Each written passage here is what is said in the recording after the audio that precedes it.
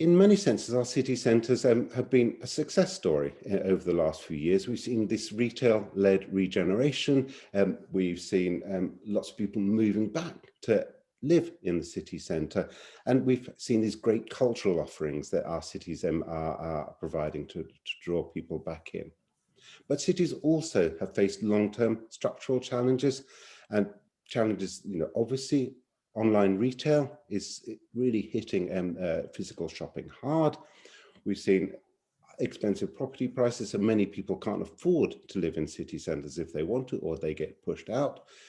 And the flexible working that we've seen grow in COVID means fewer people going into the city centre to work and then pop out at lunchtime to buy a sandwich or whatever.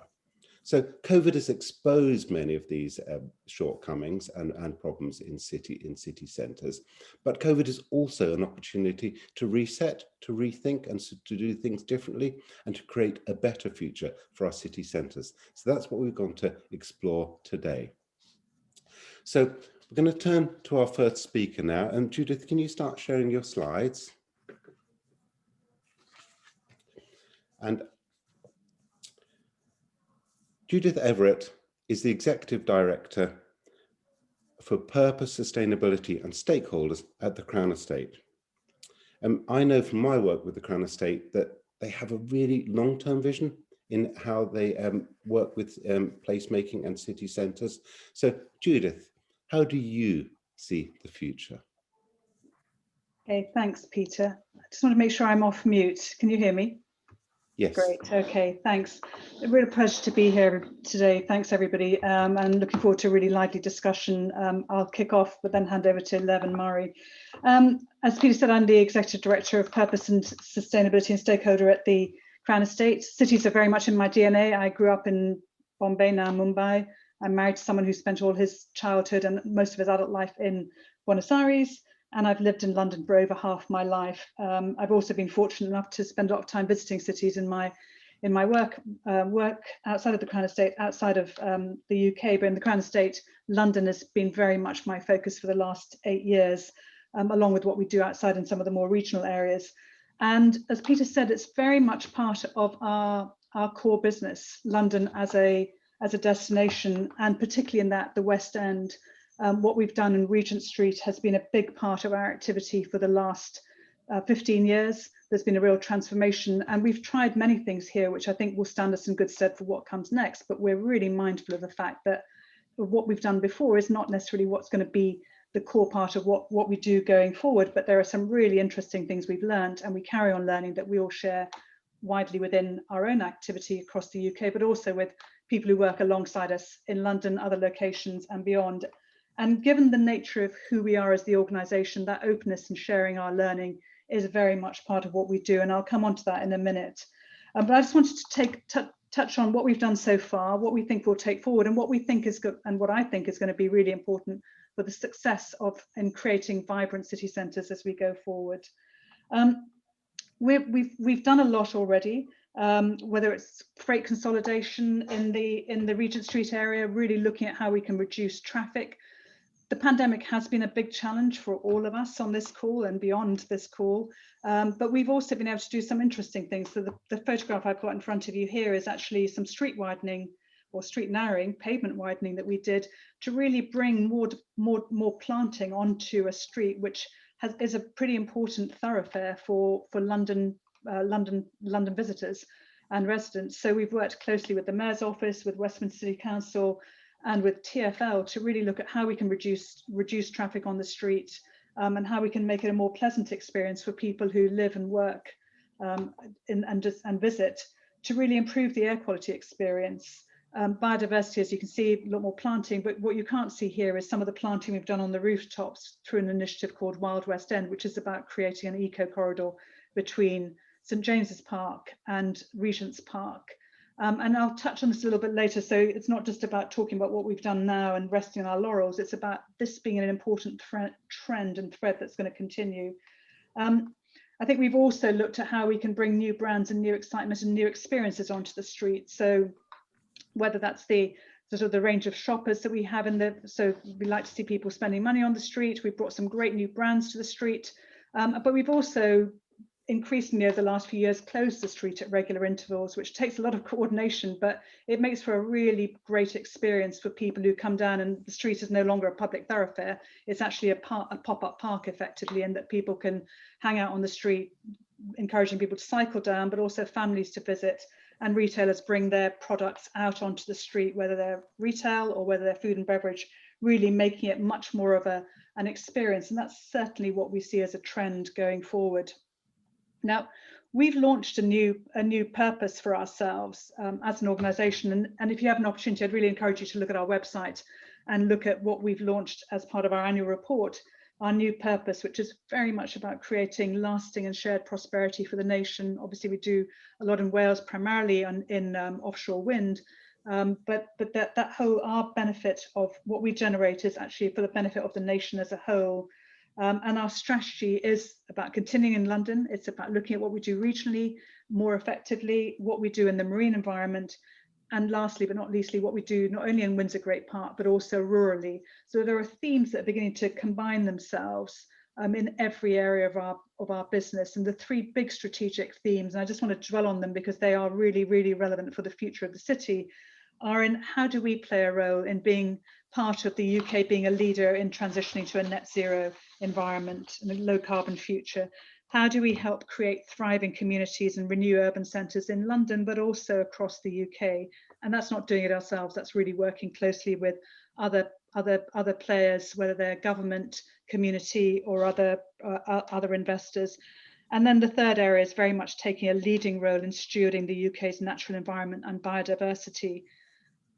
Through that, we really want to align around social striving equality of outcomes for people, because there are some big trends that we think that we're working with that the pandemic has exacerbated, and in the case of the UK, Brexit has certainly exacerbated.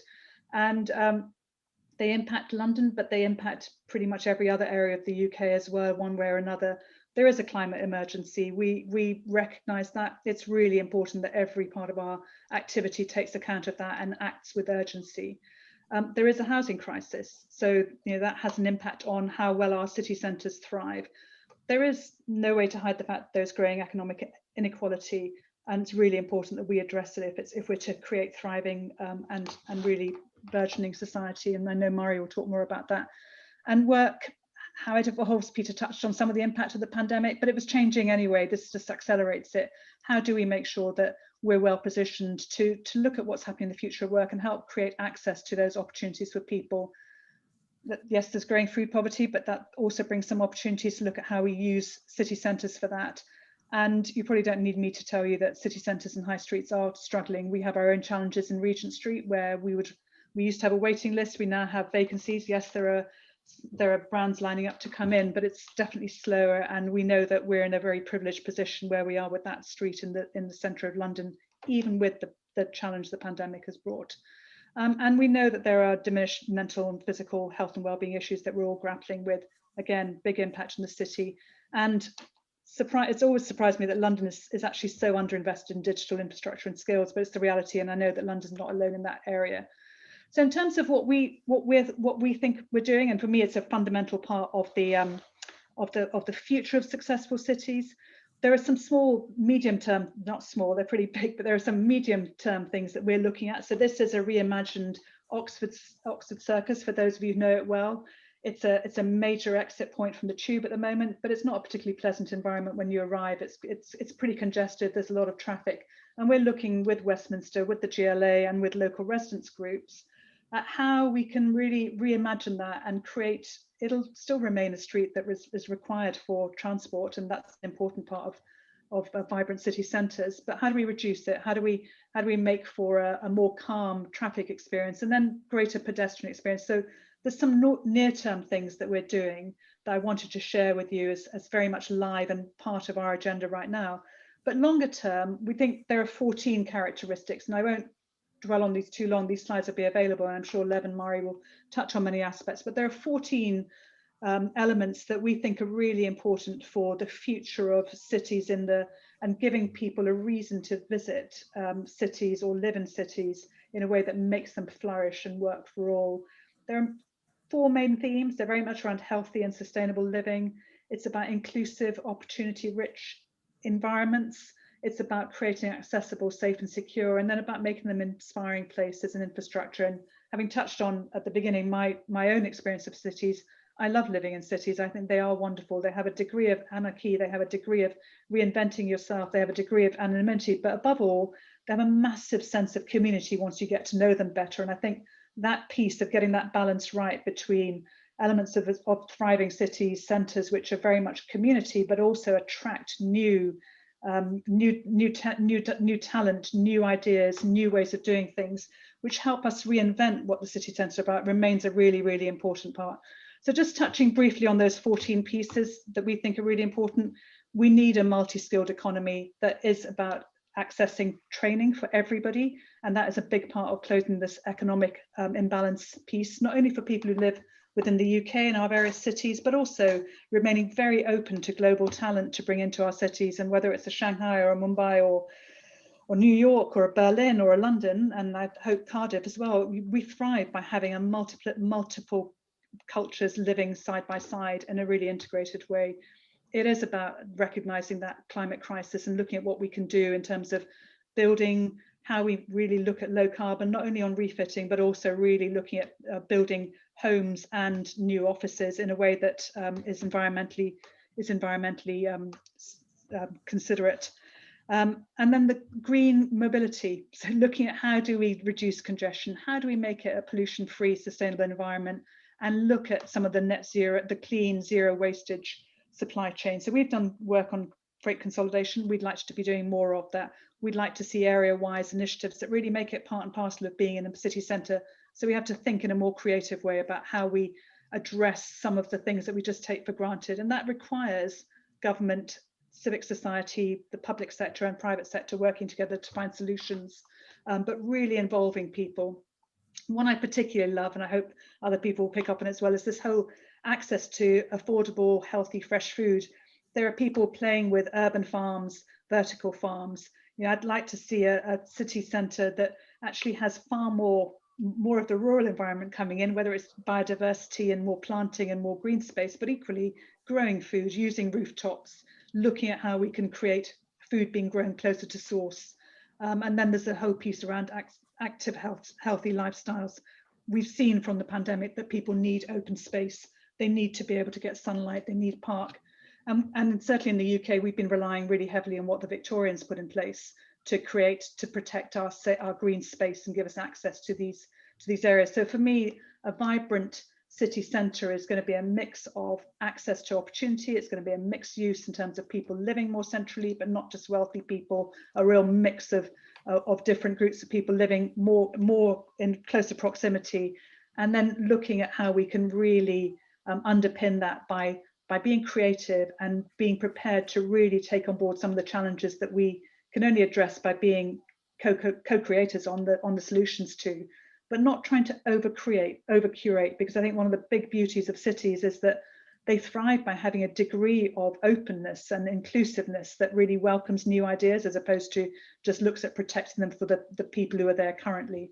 So I think, conscious of time, Peter, I'm going to wrap there. I could go on for a little bit longer, which you can see from my 14 points I could, but in the interest of handing over to Lev and Mhairi, I think I'll stop there. And I won't go through all the other picture slides I had put up, which are sort of visualizing what the world could look like. There's still a big street through the centre of London there. I would hope that there's more green space in the centre of London, but you know, certainly a lot of change, but a lot of building on what we already do well in cities, which is about being inclusive, being open, welcoming, and looking to reinvent ourselves to stay relevant. So that's where I'll stop there and hand over to Lev. Judith, thank you very much, and your vision of a prosperous, green, inclusive city centre